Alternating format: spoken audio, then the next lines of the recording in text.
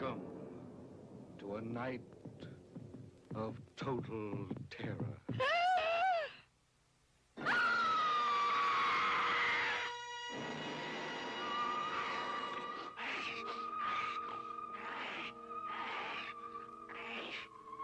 Night of the living dead.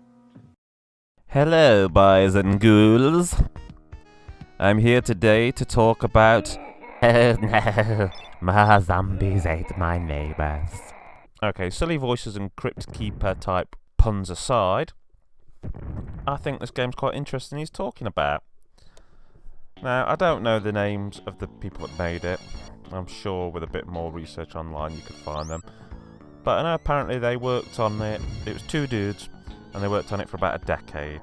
It's a hack of the original Zombies Ate My Neighbours, but they added some new features, and it's essentially an unofficial sequel. They did what I'd love to see done with a lot more games I'm a big fan of, and they essentially just made more levels using all the same sort of things, but just, you know, it's like an expansion pack made by fans. There's 55 new levels, including 8 bonus levels, a credit level, and a secret mystery level. There's been a little element of randomness added in that you start with a random item and a random weapon. In the old Zombies Ate My Neighbours, you always started with a squirt gun, which is sort of... well, it's one of my favourite weapons, but it's the most obvious. Whereas in this, you start with a different thing every time. Also, there was a weapon that was supposed to be in the original game called a banana, which was replaced with a popsicle, and he's added that back in. He's added possessed soda machines, who basically hurl soda skywards, and when they land they explode and they hurt anyone in the blast radius. They've added some new end of level bonuses, and they've added a new victim. It's a cheerleader in a blue dress instead of a red dress. Now, I can't say that much about the game really, because what is there to say? If you've played the original and you liked it, you'll like this. It's more of the same. They've stuck with the same kind of B-movie humour, the same kind of reference to old horror films. It's great. I'd love to see more of this kind of thing. You know, really hats off to them. I think a sequel more like this would have been a lot more appreciated back in the day than Ghoul Patrol.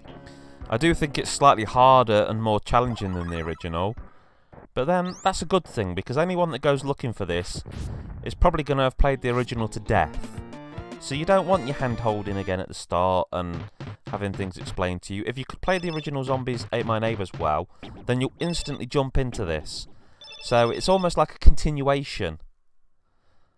And in a world where nowadays, whenever you tend to start a new game, you spend the first 30 minutes jumping through hoops, being told how to run, shoot, jump, even if you've been taught it a million times before, it's good to have this kind of sequel that's, if you've played the original, you can just jump in, all the same rules apply, the controls are pretty much the same. There has been a few control things added. Like, for example, in the old one, you could only cycle through your weapons one way, so if you were tapping the weapon button to get to the silverware to kill a werewolf, and you went past it, you'd have to cycle completely all the way through back to it again. But now, in this, they've added a back cycle in, where if you hold a button down and press the cycle button, you'll go backwards, which is pretty handy. It's nice to see them not just ROM hack it into something different, but actually think about some places where the other game might have fell down a little bit.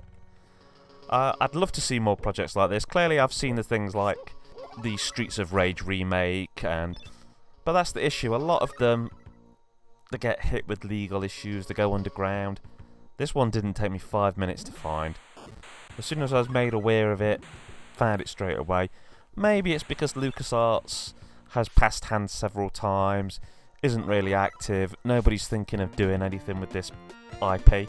Though apparently I did hear a rumour of a film being made from it, which it would be an excellent use of the IP. Sort of horror-themed... I was going to say a horror-themed Goonies, but then it hits me. There was the great old 80s film Monster Squad. This would be a very Monster Squad-esque film.